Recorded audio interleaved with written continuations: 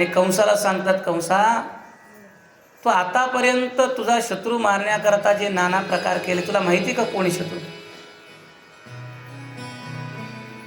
ज्या वसुदेव देवकीला तू सोडून दिलंस, त्याच वसुदेवाने त्या रात्री जी मुलगी तुला दिली, त्याआधी त्यांचा तो झालेला मुलगा नंद बाबाच्या घरी नेऊन सोडला होता. ही वर्णने बरं भागवतात, नारदांनी सांगितलेलं. कंसाला राग आला. परत वर्णन भागवतात असं आहे की त्याने कारागृहात वसुदेव देवकीला टाकलं, पुन्हा टाकलं बरं. आणि आता विचार केला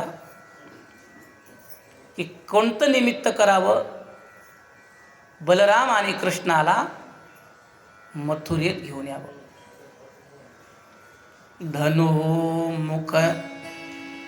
धनुमुख निरीक्षार्थम द्रष्टुम यदुपुरश्रियम. यज्ञ ठेवलाय, यात्रा भरवली, कुस्त्याचा कार्यक्रम ठेवला, जत्राच म्हणा की एक प्रकारची. आणि ती जत्रा पाहण्याकरता, तो यज्ञ पाहण्याकरता त्यांना इथं बोलून घ्यावं, हा कंसाच्या मनातला हेतू. आणि आलं की इथं मारून टाकावं कृष्णाला आणि बलरामाला. पण आता आणणार कोण जाऊन, कोणाला पाठवावं?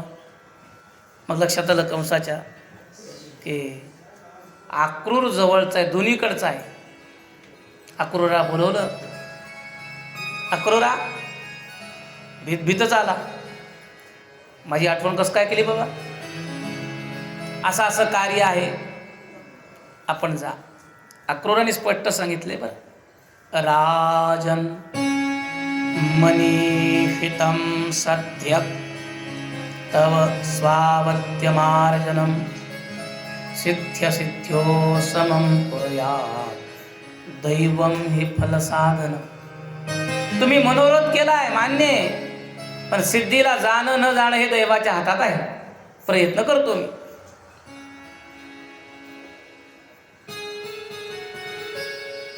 आणि मग शुकदेव महाराज म्हणतात, अक्रूराला नियुक्त केलं. अक्रूरजी रथात बसलेत आणि उषित्वा रथमास्थाय प्रययौ नंद गोकुलम. गोकुळाकडे निघाले. अंतर जर पाहायला गेलं, सध्या तुम्ही जाऊन आला असाल कोणी, मथुरा गोकुळ तर एकच झालंय आता, पण फार लांब असं काही अंतर नाहीये. पण भागवतात असं लिहिलंय, सकाळी निघालेले अक्रूरजी संध्याकाळी पोहोचले, असं वर्णन आहे भागवतात. का?